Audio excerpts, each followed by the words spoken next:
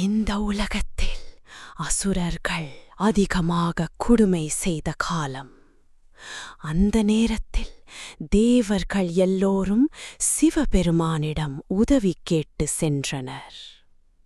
அப்போது சிவனின் 3வது கண்ணிலிருந்து ஒரு அதிசயமான தீப்பொறி பிறந்தது.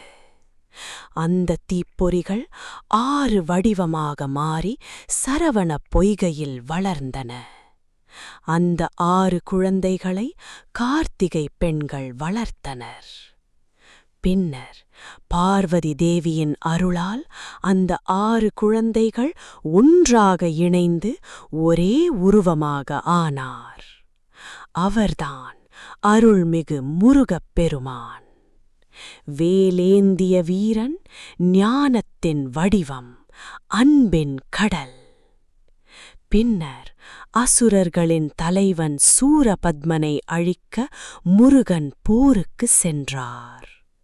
அந்த போரில் தீமையை அழித்து நல்லதை நிலைநாட்டினார் முருகன்.